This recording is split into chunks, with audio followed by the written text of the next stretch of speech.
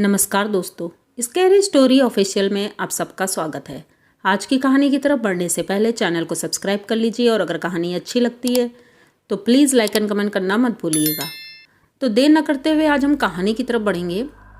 आज की कहानी ये हमारे पड़ोस में रहने वाली एक दादी हैं, उन्हीं की कहानी है।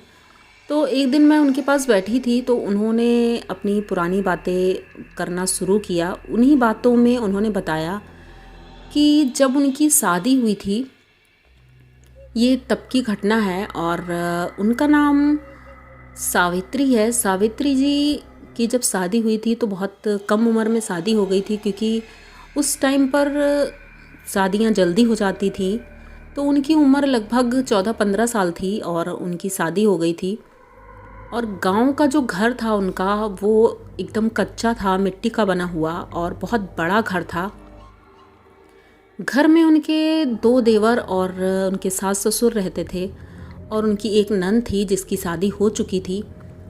तो वो बहुत खुश थी कि चलो अच्छा है, इतना बड़ा परिवार है और अकेले नहीं रहना पड़ेगा।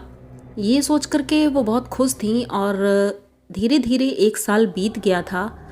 अब वो प्रेग्नेंट हुई थी तो घर वाले और भी खुश थे कि चलो अच्छा है, पहला बच्चा आने वाला है घर में और इसकी खुशियाँ अलग ही होती हैं। तो दिन बढ़ते जा रहे थे और अब वो 7 महीने की प्रेग्नेंट थी। तो एक कोठरी थी जिसमें वो रहती थी, वो काफ़ी बड़ी कोठरी थी और उसी में वो रहती थी। तो एक दिन जब वो दोपहर में सो रही थी तो उन्होंने बताया कि दोपहर के समय वैसे भी सन्नाटा रहता है, गर्मी का मौसम था और एकदम सन्नाटा था। तभी उन्हें ऐसा लगता है किसी ने उनका दरवाज़ा खोला और खोल करके अंदर आया। इन्हें एकदम क्लियर लग रहा था क्योंकि ये सो नहीं रही थी, सिर्फ लेटी हुई थी, आंखें बंद करी थी और उन्हें ऐसा एहसास हुआ कोई औरत है जो आई है और उनकी चारपाई के पास खड़ी हुई है और उनसे बोलती है कि ज़रा सा खिसको खिसको, मतलब ज़रा सा शिफ्ट हो जाओ।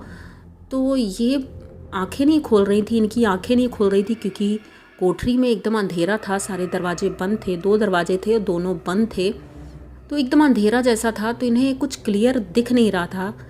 तो इन्होंने कहा कि ऐसे कैसे, मतलब कौन है ये।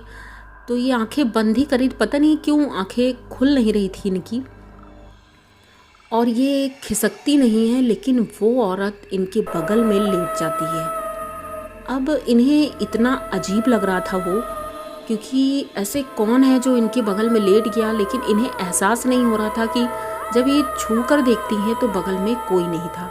लेकिन इन्हें ऐसा लगा कि कोई लेटा है क्योंकि चारपाई हिली थी और इन्हें पूरा महसूस हुआ था कि कोई लेटा है, लेकिन छूने पर कोई नहीं दिख रहा था। उसके थोड़ी देर बाद अचानक से इनकी जब ये नींद जैसी खुलती है, नींद नहीं थी लेकिन अजीब सा झटका सा लगता है और ये उठकर बैठ जाती हैं। जब उठकर बैठती हैं तो अगल बगल देखती कोई नहीं था और कोठरी में इतना अंधेरा था।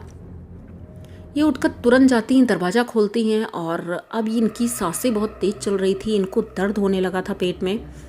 तो ये अपनी सास से बताती हैं तो इनकी सास बोलती हैं कि हो सकता है कोई आत्मा हो या कुछ कोई चुड़ैल हो, क्योंकि जब कोई प्रेग्नेंट औरतें होती हैं उनके आसपास ऐसी चीज़ें होती रहती हैं।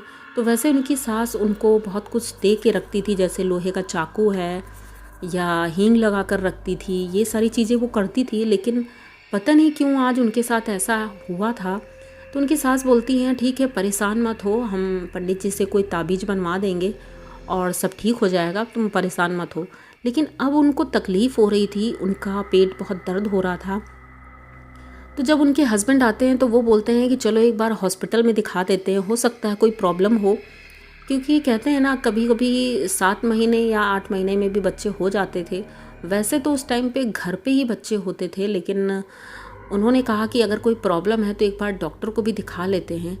तो गांव में ही जो सरकारी अस्पताल था एक, तो उसी में लेकर इनको जाते हैं और दिखाते हैं। तो डॉक्टर बोलती है सब कुछ ठीक है, कोई प्रॉब्लम नहीं है और इनको अगर दर्द हो रहा है तो वो कुछ हल्की सी दवा लिख के देती हैं, क्योंकि बोलती हैं इस टाइम पे कोई ज़्यादा दवा खाना ठीक नहीं है।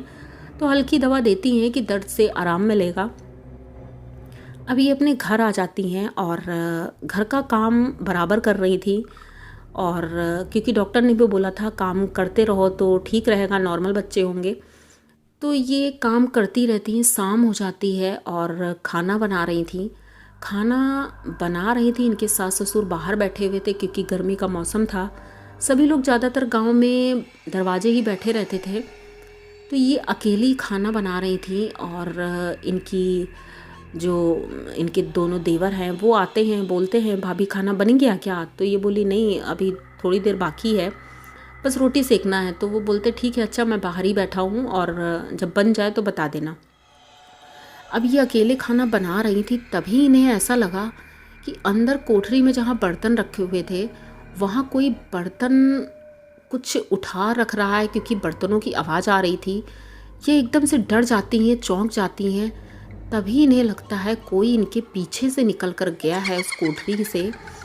और ये एकदम से पीछे देखती हैं तो पीछे कोई नहीं था, लेकिन एकदम क्लियर लगा था, किसी के चलने की आवाज़ आई थी। तो इन्हें लगा था कोई निकल कर गया है। और ये बहुत ही डरावना था क्योंकि गांव में उस वक्त लाइट भी नहीं थी, दीपक जलता था, दीपक जल रहा था, उसकी हल्की हल्की रोशनी थी। तो उसमें इनको ज़्यादा समझ में नहीं आया और ये रोटी सेक रही थी। रोटी सेकते सेकते ही जब इन्हें ऐसा महसूस हुआ तो ये रोटी छोड़ देती हैं और उठकर बाहर जाने लगती हैं। तभी इन्हें ऐसा लगता है पीछे से किसी ने इतनी तेज़ी से धक्का दिया था इनको कि ये एकदम नीचे गिर जाती हैं ज़मीन में। ऊपर ढेरी थी, ऊंची थी, और वहीं से नीचे गिर जाती हैं। इतनी तेज़ी से चिल्लाती हैं तो बाहर से सभी लोग दौड़कर अंदर आते हैं, इन्हें उठाते हैं। तो इनकी सास बोलती हैं तुम रोटी सेक रही थी तो यहाँ क्या कर रही थी? तब वो इन्होंने बताया कि मेरे साथ ऐसा ऐसा हुआ है। अब उनकी सास बोलती हैं ऐसा है, तुम बैठो चुपचाप, रोटी मैं बना लूँगी। तो उनके थोड़ी सी चोट लग गई थी तो वो उसी जगह बैठ जाती हैं। उनकी सास हल्दी लगा देती हैं, पैर में चोट लगी थी तो वो वहीं बैठी रहती हैं। तभी इन्हें दिखाई पड़ता है कि सामने ही इनकी कोठरी थी जहाँ इनका बेडरूम था। उस कोठरी के अंदर कोई औरत जा रही है। ये जाते हुए एकदम देख पा रही थी कि कोई जा रही है और इनकी कोठरी का दरवाज़ा बंद हो जाता है। अब ये इतना गौर से एकटक उधर ही देख रही थी तो इनकी सास बोलती हैं क्या बात है, उधर क्यों देख रही हो? कहती है अम्मा कोई कोठरी में अभी गया है और मुझे दिखा है कि कोई औरत है वो कोठरी के अंदर गई है।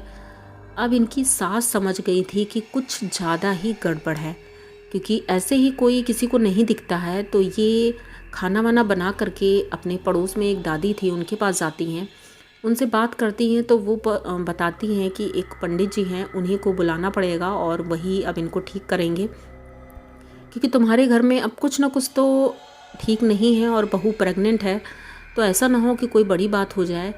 तो दूसरे ही दिन जब ये लोग बातें करते हैं कि दूसरे ही दिन अब उनको बुलाएंगे हम, उसी रात को ये सो रही थी और इनके पति भी सो रहे थे, वो भी पास में ही थे। अच्छा, वो उठ के जाते हैं बाहर टॉयलेट के लिए और दरवाज़ा खुला था। ये सो रही थी, अचानक से इसे लगा कि कोई आया और वही दरवाजे के पास खड़े खड़े देख रहा है इनको। और अक्सर होता है कि जब कोई हमें देख रहा होता है तो हमें महसूस हो जाता है कि कोई खड़े हमें देख रहा है। तो इनकी आंखें खुलती हैं, ये दरवाजे की तरफ देखती हैं तो इन्हें क्लियर एक औरत खड़ी हुई दिखी थी जो इन्हें घूर घूर कर देख रही थी। वो देख करके ये बहुत ज़्यादा डर जाती हैं और एकदम से चिल्लाने लगती हैं। तो इनके पति दौड़ कर आते हैं और पूछते हैं क्या बात है। तो वो बताती हैं कि यहाँ पर कोई खड़ा था और वो मुझे घूर घूर के देख रही थी। अब ये इतना ज़्यादा डर चुकी थी कि इस घर में ये रहना ही नहीं चाहती थी बिल्कुल। इन्होंने अपने पति से बोला कि मुझे मायके जाना है क्योंकि मुझे यहाँ नहीं रहना है, मुझे यहाँ डर लगता है। तो इनकी सास बोलती हैं ठीक है बहू, मैं तुम्हें भेज दूँगी, लेकिन पहले पंडित जी कल आ रहे हैं तो उनसे मिल लो। पंडित जी आते हैं दूसरे दिन, तो वो इन्हें देखते हैं और बताते हैं, पूरा घर देखते हैं। फिर बताते हैं कि तुम्हारे घर में एक औरत का साया है और उस औरत को मरे हुए 5 साल हो चुके हैं। इसी गांव की वो औरत है, वो माँ नहीं बन पा रही थी, इसीलिए उसने अपने आप को ख़त्म कर लिया था। आज तुम्हारी बहू माँ बनने वाली है तो इसीलिए वो इसके आगे पीछे घूम रही है। उसने परेशान नहीं किया तुम्हारी बहू को, क्योंकि उसे भी अच्छा लगता है। वो सोच रही है कि तुम्हारे बच्चे को वो ले जाएगी, इसलिए वो तुम्हारा नुकसान नहीं करेगी, वो सिर्फ उस बच्चे को ले जाना चाहती है। तो पंडित जी बोलते हैं कि तुम्हारे बच्चे के लिए मुझे ताबीज़ बनाना है। तो वो उनके बच्चे के लिए ताबीज़ बनाते हैं। फ़िलहाल के लिए उनके कमर में वो ताबीज़ बांध दिया जाता है कि बच्चे की सेफ्टी रहेगी। उसके बाद से सावित्री जी को कभी वो औरत दिखी नहीं और उनका बच्चा भी अब स्वस्थ है। वही बच्चा अब नौकरी करता है, यहाँ पर अच्छी जॉब कर रहा है, उसी के साथ ये रह रही हैं। और इन्होंने बताया कि वो पंडित जी की वजह से है आज मेरी जान बच गई, मेरा बेटा भी बच गया और हम सब ठीक हैं। और उस घर में दोबारा ऐसी कोई चीज़ कभी दिखाई नहीं पड़ी। तो ये सावित्री जी की कहानी थी और दादी बहुत ज़्यादा बताते बताते इमोशनल हो गई थी। तो ये कहानी आप लोगों को कैसी लगी? अगर अच्छी लगी हो तो प्लीज़ चैनल को सब्सक्राइब करिए, लाइक कमेंट करिए, शेयर करिए और बने रहिए हमारे साथ। इसी तरह की नई और अनोखी कहानियाँ मैं लेके आती रहती हूँ। तो मिलते हैं फिर किसी नई कहानी के साथ। तब तक के लिए डरते रहिए।